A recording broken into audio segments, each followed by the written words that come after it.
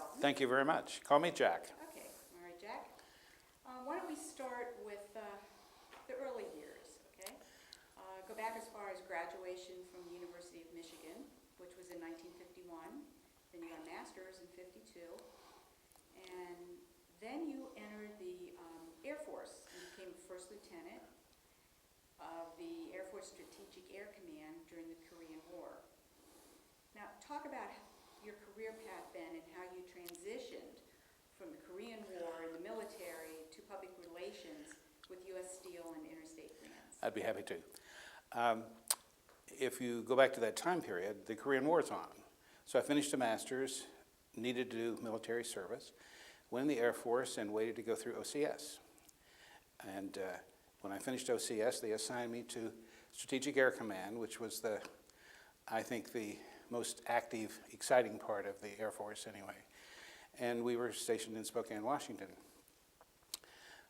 I was sitting in my office, brand new on base, and the Master Sergeant came down and said, "Lieutenant, the General wants to see you right away." And I thought, I'm going to get canned the first day up here. So I made sure my uniform looked at least a little better pressed and walked in and saluted and sat down. He said, "Sit down, Lieutenant. I've got a problem." And I thought, you called me in to tell me you had a problem. He said, "I have the best officers in the Air Force, the most talented bombers, the most talented of all the talent." And he said, "I can't get them promoted because they're not very good at writing reports of how they perform." And he said, "See these?" And I said, "Yes." He says, "Those are officers' effectiveness reports." And I said, "Yes, I know about those." And he said, "Well, I want you to take these, go back to the reporting officer, and sit down with him, interview him, and find out what he really wants to say about the candidate. And then write it in English, good grammar, spelling." He said, "I understand you can write." And I said, "Well, yes, but I don't think I've done many officers' effectiveness reports, but we'll try." So I did that, and got to meet a lot of people on the base, because when you're working for the General right away, you get through open doors. Took them back to him and said, "Sir, I think these are good, and these are what the officers want to say." And I didn't know he had a sense of humor, but he kind of grimly said, "We'll see, Lieutenant." About 3 weeks later, the Master Sergeant said, "Lieutenant, the General wants to see you in his office right this very minute." And I thought, ooh. So I got there, and the General again, grim face, said, "Sit down, Lieutenant." He said, "I want to tell you something." He said, "Every single report you rewrote got promoted.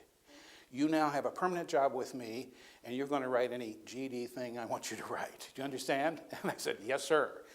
So I started the Air Force career in a wonderful position. I've been lucky to be right place, right time most of my career. And I wrote his speeches, even did his correspondence.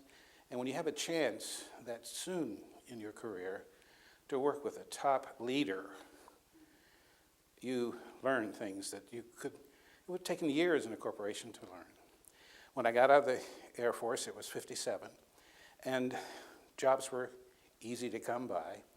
So I was interviewing cross-country, coming back from the assignment in Spokane, and picked up some interesting leads and had some good offers. My parents were hoping that I'd stay on the East Coast. And by this time we had a little one-year-old grandson, and they liked to see him more often.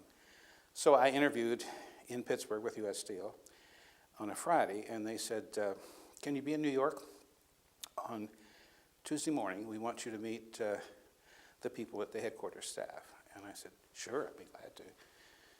So I went back to my home in Roanoke, and then flew up on Monday to New York. And the biggest show on Broadway at that time was My Fair Lady. You couldn't get tickets. Sold out 6 months, people paying all kinds of dollars to get them. And so I thought, well, I want to see My Fair Lady. So I'm standing in line. It says sold out 6 months, standing room only. But there was a young lawyer in back of me.